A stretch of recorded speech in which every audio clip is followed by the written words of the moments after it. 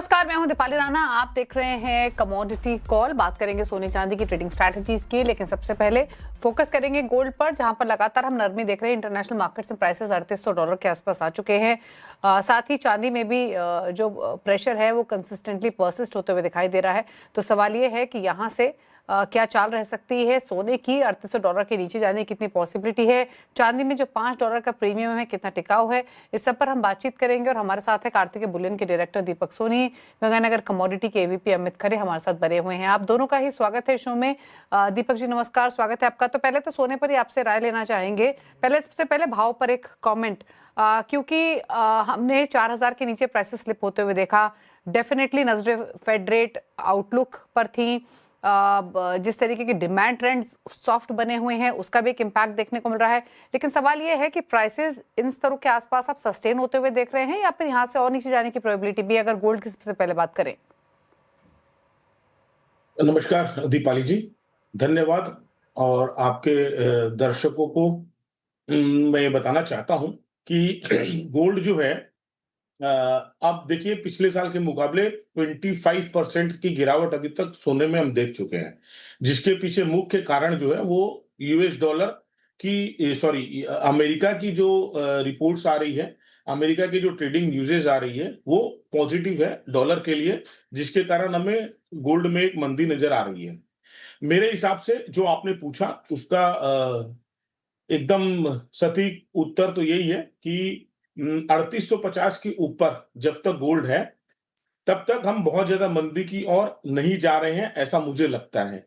Gold एक consolidate phase में है। मुझे लगता है कि अभी आने वाले 1 से 2 सप्ताह तक गोल्ड हमें 3850 से लेके 4200 के बीच में ट्रेड करता हुआ मिलेगा।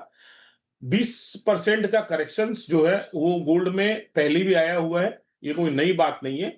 हाँ, जो 5400 से 3800 आने में इन कैलकुलेशन डॉलर जो है वो थोड़े ज्यादा महसूस हो रहे हैं, बट ये नॉर्मल ट्रेंड है गोल्ड का। तो मुझे लग रहा है यहाँ पे रिबाउंड, यहाँ से कंसोलिडेट होकर गोल्ड वापस रिबाउंड करना चाहिए। अच्छा, हालांकि दीपक जी आपसे पहले भी बातचीत हुई है और इनफैक्ट मुझे याद है आपने तब भी ये कहा था कि यहाँ से जब इनफैक्ट हम डील साइन होने की बात कर थी यूएस ईरान की, तब आपने क्लियरली कहा था कि एकदम से कोई फायरवर्क्स होंगे यहाँ पे वो एंटिसिपेट मत कीजिए, क्योंकि मार्केट अभी सोने चांदी पर फोकस कर भी नहीं रहा है, इन्वेस्टर्स फोकस नहीं कर रहे। वही ट्रेंड्स इनफैक्ट हमने बनते हुए देखे भी हैं। अच्छा, अब ये बताइए, क्योंकि प्राइसेस कंसोलिडेट कर रहे हैं, 4000 के आसपास इंटरनेशनल मार्केट्स में है, घरेलू बाजार में 140-42 के आसपास हमने आते हुए देखे हैं। कुछ फिजिकल मार्केट में एक्शन बढ़ता हुआ दिखाई दिया या फिर वही ट्रेंड्स देखने को मिल रहे हैं कि तेजी है तो सब आके खरीद रहे हैं, मंदी है तो सब वेट कर रहे हैं?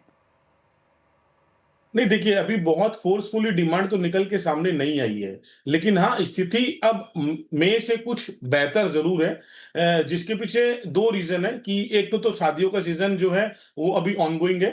दूसरा जो पुरुषोत्तम मास जो होता है, जो जिसमें खरीदारी आम तौर पर भारतीय कस्टमर्स नहीं करते हैं, ग्राहक नहीं करते हैं, ये दोनों खत्म, ये पुरुषोत्तम मास खत्म हुआ है और शादी के सीजन शुरू होने से कुछ डिमांड जरूर निकल के आई है। बट अगेन ये हम इसको बहुत ज्यादा अच्छी नहीं कह सकते हैं, but still it is satisfying that it is better than before. Okay, और चांदी को लेकर दीपक जी क्या राय है आपकी? यहाँ पर तो सोने के मुकाबले कमजोरी थोड़ी ज्यादा देखने को मिली है। किस तरीके के डिमांड ट्रेंड्स हैं, प्राइसेस पर क्या व्यू है? देखिए दीपाली जी, सॉरी, मैं एक बात इसमें यहाँ पे कोट करूंगा।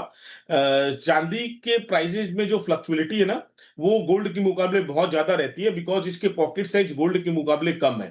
तो एक और बहुत हद तक ना सिल्वर जो है वो न्यूज के ऊपर बहुत जल्दी ड्राइव होती है। जैसे हमें 4 लाख के जब रेट्स मिले थे, तो उस समय सारी ईवीओ में और पूरे विश्व में चांदी के लिए ऐसा प्रतीत हो रहा था जैसे बस अब ये खत्म ही हो जाएगी, लेकिन अब ऐसा कुछ भी नहीं है। मेरे हिसाब से सिल्वर ट्रिम में ट्रेड करते समय आपको अपने इमोशंस को बहुत मजबूती के साथ अलग रखना पड़ेगा। अभी सिल्वर में सबको मंदी लग रही है, लेकिन ये चीज समझने की जरूरत है कि सिल्वर अपने हाई से ऑलमोस्ट 50% डिस्काउंट, 50% नीचे आ चुका है।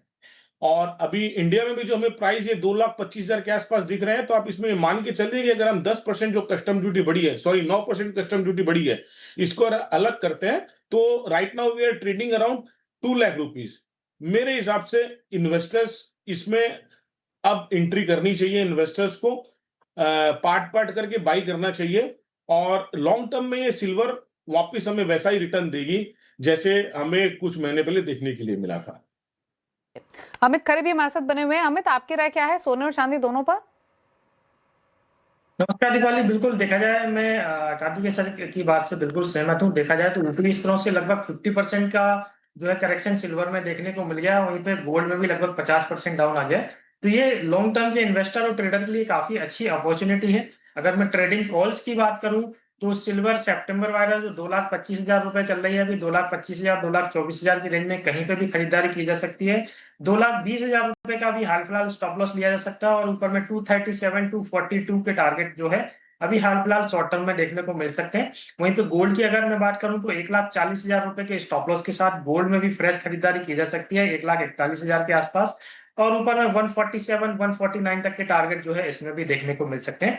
ओवरऑल अगर हम थोड़ा सा लॉन्ग व्यू लेके चलें तो मेरे को लग रहा है 165 गोल्ड और चांदी लगभग 3 लाख रुपए, ये मेरे को लग रहा है 4 से 6 महीने में गोल्ड सिल्वर के प्राइसेस जो है आगे आने वाले समय में देखने को मिल सकते हैं।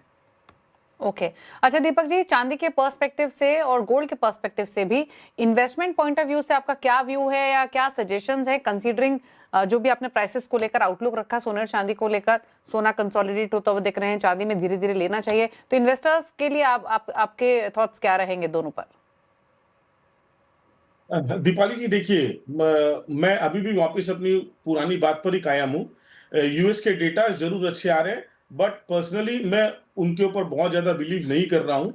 देखिए, यूएस की जो स्थिति थी उसमें सिर्फ ईरान के साथ वॉर होने के बाद ऑयल के प्राइसेस कम आ जाने से ऐसा कोई लंबा चौड़ा सुधार आमतौर पे मुझे नहीं लगता कि हमें देखने के लिए मिलेगा। हाँ, एक बार अभी जरूर हमें डॉलर स्टेबल लग रहे हैं जिसका रीजन यूएस के जो डेटाज आए हैं कि स्टेबल लेबर डिमांड है, कंज्यूमर का कॉन्फिडेंस बढ़ रहा है। लेकिन अल्टीमेटली आप अगर देखेंगे जो टैरिफ लगा हुआ था ना वो अभी तक डोनाल्ड प्रेसिडेंट साहब ने उसके ऊपर कोई रियायत दी नहीं है। तो बहुत ज्यादा महंगाई नीचे आ जाएगी ऐसा मुझे नहीं लग रहा है। हाँ, ये जरूर है कि इन्फ्लेशन बढ़ जाने का जो खतरा था ऑयल प्राइसेस के कारण उसमें जरूर ऐसा लग रहा है कि ऑयल प्राइसेस अगर कंट्रोल हो जाते हैं तो फर्दर इन्फ्लेशन बढ़ेगा नहीं, लेकिन जो एग्जिस्टिंग इन्फ्लेशन है यूएस में उसके कम होने के आसार मुझे नहीं लग रहा ऐसा कुछ भी है। अब डेटा जो है वो किस तरीके से आ रहे हैं और कैसे उस पर रिएक्ट करना चाहिए ये सबका अपना पर्सनल थॉट प्रोसेस है। मुझे लगता है कि गोल्ड और सिल्वर दोनों इस जगह पे बाइंग करना चाहिए। इन्वेस्टर्स को जो है वो पार्ट पार्ट करके बाई करना चाहिए और डरना नहीं चाहिए। सोने और चांदी ने कभी निराश नहीं किया है। अगर कुछ होल्ड भी करना पड़ जाए तो होल्ड कीजिए but still you will get benefit from it. Okay अच्छा, एक सवाल finally jewellery point of view से या ज्वेलरी बाइंग के पर्सपेक्टिव से, अब क्योंकि जैसे आपने कहा कि थोड़े से हमने सुधार डिमांड में देखा है, शादियों के सीजन से सपोर्ट है, तो दो चीजें पर आपसे समझना चाहेंगे। एक तो ये कि हमने रिसाइकल्ड गोल्ड का कंट्रीब्यूशन ज्यादा देखा था, अगर हम प्रीवियस कुछ मंथ्स की बात करें, क्या वो ट्रेंड अभी भी परसिस्ट कर रहा है या थोड़ा रेशियो कम ज्यादा हुआ है recycling versus all together new purchases से कंपेयर करें तो? और प्लस डिमांड यहाँ से गोइंग फॉरवर्ड कितना सुधरते हुए आप देख रहे हैं अगर प्राइसेस इसी रेंज में कंसोलिडेट करते हैं तो? दीपाली जी देखिए, रिसाइकल गोल्ड जनरली पहले 30% आता था हमारी टोटल सेल्स का, बट रिसेंट ट्रेंड जो देखा गया उसमें 60 से 70% का रेशियो पहुंच गया था। प्राइजेस नीचे आने से रिसाइकल गोल्ड अराउंड 40 to 50% अभी भी एग्जिस्ट कर रहा है और नई बाइंग भी हो रही है। अब आने वाले सीजन में देखिए अभी भी क्या है, देखिए बारिश का सीजन शुरू होने वाला है। बारिश के सीजन में ऐसे ही डिमांड हमेशा कम रहती है। मुझे लगता है कि अराउंड अगस्त जब से जन्माष्टमी और रक्षाबंधन के त्योहार भारत में शुरू होंगे, शादियों के सीजन शुरू होंगे, तो ये डिमांड अच्छी निकल के आएगी। इस प्राइजेस के ऊपर कस्टमर्स को मुझे नहीं लगता कि बहुत ज्यादा हेजिटेट होंगे। जिन्होंने 1,90,000 2 लाख के भाव देख चुके हैं वो मुझे नहीं लगता है कि अब 1,40,000 के आसपास खरीदने में कतराएंगे, ऐसा मुझे नहीं लग रहा है। और अगर इंडिया की मॉनेटरी पॉलिसीज थोड़ी सुधरती है, थोड़े जो कैश डेफिसिट के कंडीशंस है, ऑयल मार्केट और ईवी के कारण उनमें सुधार आने की चांसेस है, अगर ये दोनों सुधरते हैं और तो निश्चित तौर के ऊपर भारत सरकार जो है मेरे हिसाब से पुनः विचार करेगी जो कस्टम ड्यूटी बढ़ाई है। अगर ये सब सारे रिजल्ट्स पॉजिटिव आ सकते हैं जिसकी चांसेस बहुत ज्यादा है, तो मुझे लगता है कि अच्छी ग्राहकी हमें नेक्स्ट सीजन में देखने के लिए मिलेगी। ओके, चलिए उम्मीद ये करते हैं ग्राहकी यहाँ से बेहतर होते हुए दिखाई दे। शुक्रिया दीपक जी आने के लिए और अपने थॉट्स शेयर करने के लिए। एक ब्रेक के लिए रुक रहे हैं, अमित खरे बने हुए हैं, लौटेंगे तो बात करेंगे ट्रेडिंग स्ट्रैटेजीज की। चलो वापस आते हैं। आप देख रहे हैं कमोडिटी कॉल और हमारे साथ अमित खरे बने हुए हैं, बात करते हैं ट्रेडिंग स्ट्रैटेजीज की। अमित, आपने सोने चांदी पर तो राय दी, बट इसके अलावा कुछ ट्रेड्स आइडेंटिफाई किए हैं क्या? जी बिल्कुल दीपाली, दूसरा जो ट्रेड है मेटल से हम ले लेते हैं। मेटल्स में कॉपर और जिंक काफी अट्रैक्टिव नजर आ रहे हैं। कॉपर 1259 रुपए का भी भाव है, करंट प्राइस पे लेना चाहिए। 1244 रुपए का स्टॉप लॉस लगाना है और 1290 रुपए तक के इसमें टारगेट रखने हैं। वहीं पे जिंक की अगर मैं बात करूं तो 360 रुपए का भाव है, 360 रुपए, 359 रुपए, इस रेंज में कहीं पर भी खरीदारी की जा सकती है। 366 का टारगेट रखना है और 357 रुपए के नीचे का एक स्टॉप लॉस रहेगा। कुछ एग्री बास्केट की भी अगर हम बात कर लेते हैं तो टीएमसी में आज एक फ्रेश ब्रेकआउट आया है 17,350 रुपए के ऊपर, तो 17,400 के आसपास कहीं पे भी इसमें एक फ्रेश खरीदारी की जा सकती है। टारगेट ओवरऑल इसका 20,000 रुपए तक का रखना है और 16,000 रुपए के नीचे का स्टॉप लॉस है। कच्चे तेल की एक बार बात कर लेते हैं। ट्रेंड नेगेटिव है, बिकवाली करना है, 6,700 के करीब बेच के चलना है। नीचे में 6,400 रुपए का टारगेट रखना है और इसका जो स्टॉप लॉस है वो 6,884 रुपए का रहेगा। दीपाली, ओके, नेचुरल गैस पर आपकी राय क्या है? यहाँ थोड़ी सी वापस नरमी देखने को मिली है, हालांकि प्राइसेस ऑलरेडी एक्शन तेजी का दिखा चुके हैं, बट क्या व्यू है करंट लेवल से नेचुरल गैस पर? एक रेंज में कारोबार हो रहा है 300 रुपए से लेकर 315 रुपए की रेंज में, तो मेरे को लग रहा है ऊपरी स्तरों से वापस फिर से एक दबाव देखने को मिल सकता है। 312 रुपए, 314 रुपए, इस रेंज में कहीं पे भी इसमें बिकवाली की जा सकती है। 320 रुपए का स्टॉप लॉस लगाना है और नीचे में 300 रुपए तक के टारगेट इसमें देखने को मिल सकते हैं। दीपाली, ओके, तो ये राय रही आपके लिए नेशनल गैस पर, जहां पर 309 के एग्जिस्टिंग लेवल्स देखने को मिल रहे हैं। बेस मेटल्स की ऑलरेडी चर्चा हुई, नरमी यहां पर देखने को मिल रही है, ट्रेंड थोड़ा सा सॉफ्ट दिखाई दे रहा है लगातार कई सेशन से। अभी अमित ने भी जिक्र किया, कॉपर 1% नीचे, एल्यूमिनियम में 1% का नुकसान, निकल 1% नीचे, जिंक में 1% की कमजोरी फिलहाल देखने को मिल रही है। अच्छा, एग्री कमोडिटी बाजार की तरफ रुख करते हैं और बातचीत करते हैं सबसे पहले स्पाइसेस के पैक की, क्योंकि यहाँ पर हमने अगर इस हफ्ते की शुरुआत से देखेंगे तो काफी एक्शन तेजी का बनते हुए देखा था। और अभी एक बार लेकर आते हैं, आप देखिए टर्मरिक आज भी 2% ऊपर है। जीरा, कोरिएंडर में भी स्ट्रॉन्ग मूव हमने मंडे के सेशन में आते हुए देखा था, आज भले ही फ्लैट रेट कर रहा हो। क्या व्यू है पूरे स्पाइसेस के पैक पर, और टर्मरिक खासतौर से एक अच्छी वाइब्रेंसी आज के सेशन में हमें दिखाते हुए? बिल्कुल दीपाली, बारी बारी से जो है इसमें मसालों में जो है अच्छी तेजी देखने को मिल रही है। पहला नंबर जो लगा था वो धनिया का लगा था। धनिया में हमने कीमतों को डबल होते हुए भी देखा है। अभी भी ट्रेंड पॉजिटिव है, ऊपर में 17,700 रुपए तक के भाव जो है धनिया में शॉर्ट टर्म में देखने को मिल सकते हैं। 15,000 के करीब कहीं पे भी खरीदारी की जा सकती है। 14,000 रुपए का स्टॉप लॉस लगाना है, 17,700 रुपए तक के टारगेट रखने हैं। टीएमसी जैसा कि डिस्कस किया, एक फ्रेश ब्रेकआउट आ गया है 17,350 रुपए के ऊपर, तो 17,400, 500 कहीं पे भी इसमें खरीदारी की जा सकती है। 16,000 रुपए के नीचे का स्टॉप लॉस लगाना है और ऊपर में 20,000 रुपए तक के टारगेट टीएमसी में देखने को मिल सकते हैं। जीरा भी एक अच्छा रिबाउंड किया है निचले स्तरों से, 20,500, 20,400 इस रेंज में कहीं पे भी खरीदारी की जा सकती है। नीचे में 19,800 रुपए का स्टॉप लॉस लगाना है और लगभग 22,000 तक के लेवल मेरे को लग रहा है जीरे में शॉर्ट टर्म में देखने को मिल सकते हैं। दीपाली, ओके, और साथ ही आपकी राय कॉटन सीड ऑयल के पर क्या रहेगी, और साथ ही कैस्टर पर?